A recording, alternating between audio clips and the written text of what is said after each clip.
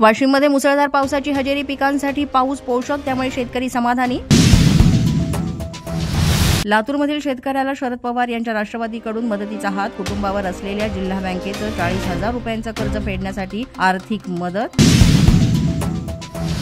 पुण्याच्या अणकवडीमध्ये विजेचा खांब पडल्यामुळे 250 घरांची वीज खंडित, वीज पुरवठा पूर्ववत करण्याचं काम सुरू. रायगडच्या समुद्र किनाऱ्यावर दिसलेली संशयास्पद बोट ही बेपत्ता, कोर्लई किल्ल्याजवळ नौदलाच्या रडारनं टिकली होती ही अनोखी बोट. कोस्टगार्डकडून बोटीचा सकाळपासून शोध सुरू. ठाकरेंच्या शिवसेनेमध्ये उरलेले आमदार आणि खासदार आपल्या संपर्कात, मंत्री गिरीश महाजन यांचा मोठा धावा, थोड्याच दिवसांमध्ये चित्र स्पष्ट होईल, महाजन यांचं वक्तव्य. कर्जतमधल्या मोरेवाडीमधल्या घरावर झाड कोसळलं, वादळामुळे घरावर झाड कोसळल्याची माहिती, घरामधील एक वृद्ध महिला जखमी.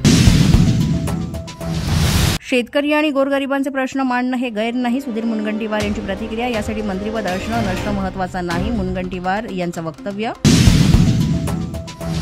मुंबईच्या 7 धरणांमध्ये सरासरी 60% इतका पाणीसाठा, 3 धरणांमध्ये 70% जास्त पाणीसाठा. गेल्या वर्षी आजच्या दिवशी फक्त 10% पाणीसाठा शिल्लक होता. भिवंडीमध्ये मुसळधार पावसामुळे शहरामधील तीनबत्ती बाजारपेठ, भाजी मार्केट या परिसरामध्ये पाणी, तर दुकानांमध्ये पाणी शिरल्यामुळे व्यावसायिकांचं नुकसान. यवतमाळमध्ये मुसळधार पाऊस, जिल्हा प्रशासनाकडून नदीकाठच्या गावांना सतर्कतेचा इशारा. जूनमध्ये सरासरीपेक्षा कमी पावसाची झाली होती नोंद. पोलीस माझा न्यूजच्या बातमीपत्रात आज इतकंच. तुम्हाला आमचं बातमीपत्र कसं वाटतंय याबाबत अवश्य अभिप्राय कळवा.